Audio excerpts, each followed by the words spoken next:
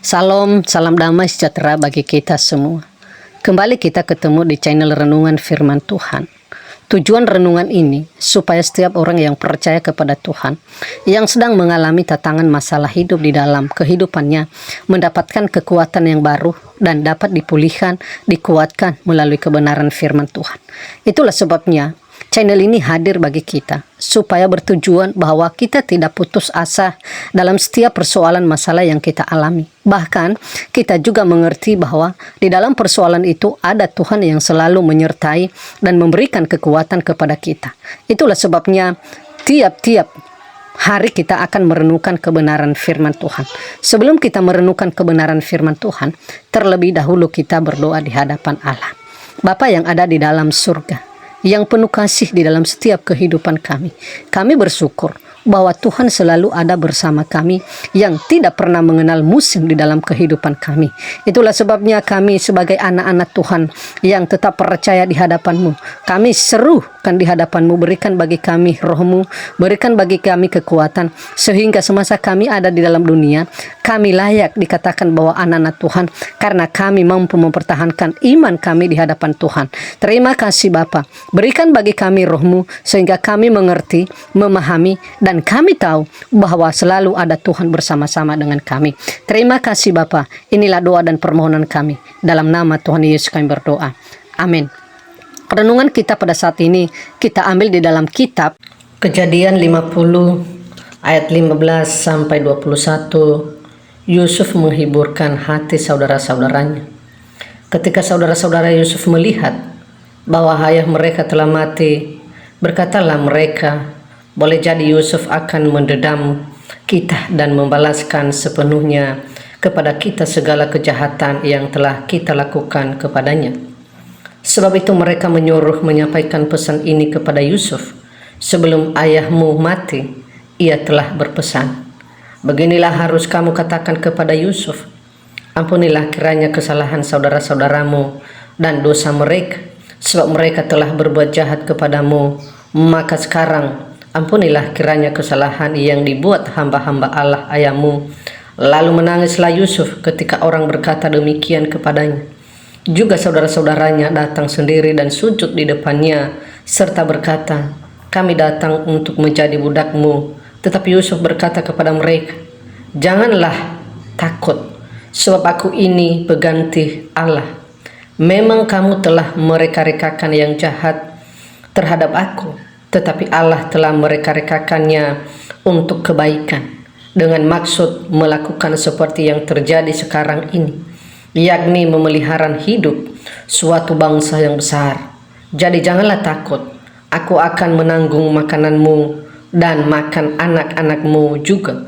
Demikianlah ia menghiburkan mereka dan menenangkan hati mereka dengan perkataannya. Tema kita saat ini, Tuhan bisa pakai pengkhianat jadi promosi. Tuhan bisa pakai pengkhianat jadi promosi. Setiap manusia pasti pernah mengalami masalah ataupun persoalan dalam hidupnya. Kita anak Tuhan juga tidak kebal dari masalah. Tetapi pada satu titik dalam permasalahan hidup, kita kadang belajar untuk melihatnya dari sudut pandangan yang lebih luas, bahwa masalah yang Tuhan izinkan dalam hidup kita adalah sebuah bagian kecil dari rancangan terbaik Tuhan bagi suatu kumpulan ataupun hal yang lebih besar daripada diri kita. Inilah yang juga menjadi perenungan Yusuf ketika dia mendapati hal baik yang Tuhan berikan dalam hidupnya. Ketika Yusuf flashback melihat hal yang lalu, tentu saat itu ia belum dapat melihat hal baik apa yang Tuhan kerjakan dalam hidupnya. Bagi kita pembaca saat ini, tentu akan sangat mudah membayangkan bahwa yang terjadi pada Yusuf ternyata bukan hanya urusan persoalan atau pergumulan Yusuf semata, melainkan ada suatu rancangan besar Allah bagi umat pilihannya. Rancangan Allah tidak pernah gagal di tengah niat buruk ataupun kejahatan manusia yang dialami Yusuf. Inilah yang menjadi suatu pengharapan bagi setiap kita, bahwa seperti Yusuf, Ia tidak larut dalam pergumulan dirinya sendiri dan menyalahkan Tuhan, tetapi ia meyakini bahwa Tuhan itu baik, bukan hanya bagi dirinya, tapi bagi kumpulan kaum yang lebih besar, yaitu bangsa Israel yang terhindarkan dari bencana kematian akibat kelaparan yang berkepanjangan. Begitu juga dalam hidup kita. Ketika kita mengalami masalah ataupun mengumumkan suatu hal, marilah kita belajar seperti Yusuf untuk melihat dari rancangan Allah yang lebih besar di masa yang akan datang. Ketika kita hanya fokus pada masalah kita saat ini, tentu saja hal itu akan membuat kita larut dalam rasa kesalahan, frustrasi, bahkan menyalahkan Tuhan. Tetapi jika kita fokus akan kebaikan dan rancangan Tuhan, maka kita akan move on, mengerjakan hal yang terbaik bagi kemuliaan Tuhan, dan tidak rendah diri akibat hal buruk yang menimpa hidup kita saat ini. Teruslah berpengharapan bahwa pemeliharaan Allah itu baik dalam hidup kita. Ia yang memanggil kita menjadi anak-anaknya tidak akan membiarkan kita hidup sebentar dan bergumul sendirian.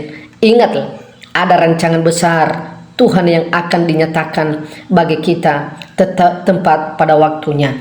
Bapak, Ibu, dan Saudara yang dikasihi oleh Tuhan Yesus Kristus, gambaran yang dialami oleh Yusuf seringkali kita pada sekarang ini mengalami, yang diakibatkan oleh saudara-saudara kita, bahkan orang tua, dan terlebih juga orang-orang yang ada di sekeliling kita, bahwa mereka iri ketika mereka melihat kita sukses, ketika mereka melihat maju, maka mereka berusaha bagaimana cara untuk mencelakakan diri kita. Itulah yang dialami oleh Yusuf. Tetapi dalam perjalanan yang dialami oleh Yusuf mengajarkan bagi kita bahwa sebesar apapun persoalan yang sedang kita alami, percayalah bahwa Tuhan ikut campur untuk menolong kita dan untuk memberikan kepada kita kekuatan di setiap masalah itu. Bisa saja Allah sedang menguji kita supaya kita lebih dewasa lagi, supaya kita lebih mendekatkan diri kepada Tuhan. Jadi Bapak, Ibu, dan Saudara yang dikasihi oleh Tuhan Yesus Kristus, jika hal yang sangat sulit Yusuf telah mengalami dan Yusuf telah melewati, bahkan dia dikatakan bahwa dia sebagai orang yang paling menang, sehingga ia dipakai Allah untuk memelihara semua keluarganya dan juga bangsanya.